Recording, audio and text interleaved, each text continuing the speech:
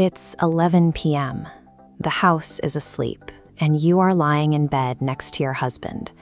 You are close enough to feel the heat coming off his back, yet there is a heavy, loaded silence filling the dark space between you. You haven't truly connected in days, maybe weeks, needs. And because you are lying there feeling nothing but exhausted and disconnected, you arrive at a painful conclusion. You are the problem. Your libido is broken. You are defective. This diagram maps exactly how that internal shame dictates behavior in a marriage. It's a cycle called the performance loop. It starts right here with obligation. To avoid the sulking, the distance, or the guilt that comes after saying no, you agree to physical intimacy. You push through it. To do that, you drop into mental dissociation. You go somewhere else in your mind and wait for it to be over, which inevitably leads to the final stage, a profound, lingering emotional isolation. Running through this cycle year after year trains your brain to view intimacy as a chore to be checked off. You learn to act as though your body is merely an instrument to be played. And when genuine, spontaneous arousal fails to appear under those conditions, it reinforces that original, painful belief that you have failed. But there is a different way to look at this. What if the machinery of your desire isn't broken at all? What if your desire has simply relocated? Labeling a lack of desire as a personal defect or a biological failure is a false diagnosis. It places the blame on the woman while completely ignoring the emotional environment of the marriage.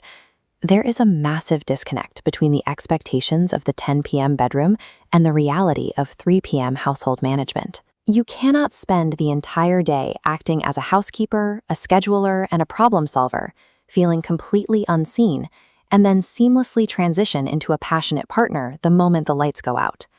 This visualization shows how the psychology of female intimacy actually works. Notice how the physical desire relies entirely on an emotional connection. We call this the underground retreat.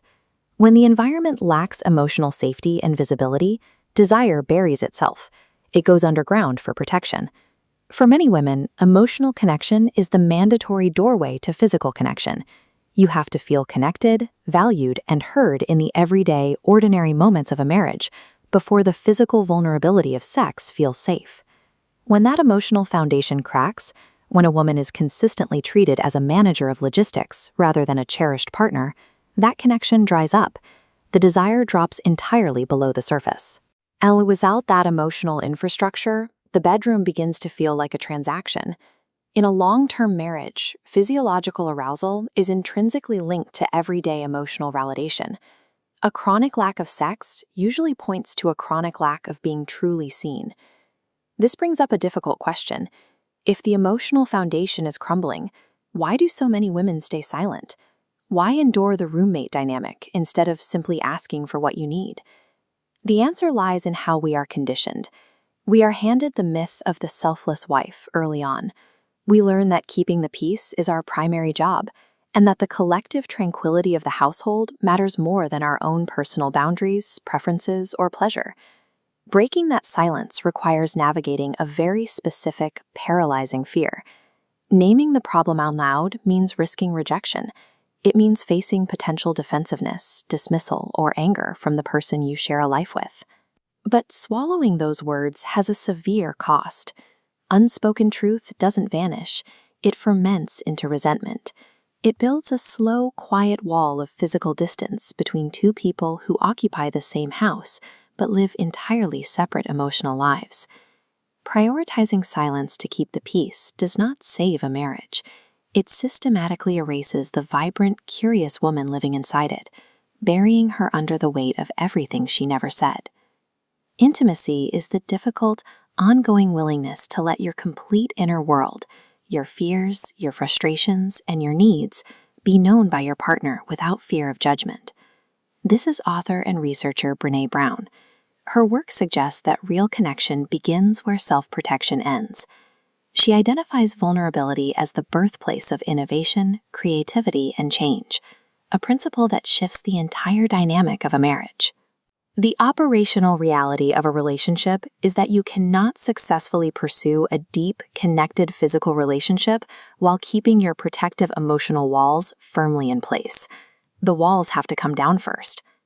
Escaping this silence does not require a grand, dramatic confrontation tonight. It starts by checking in with yourself and figuring out what you actually need, whether that's non-sexual touch or just feeling heard.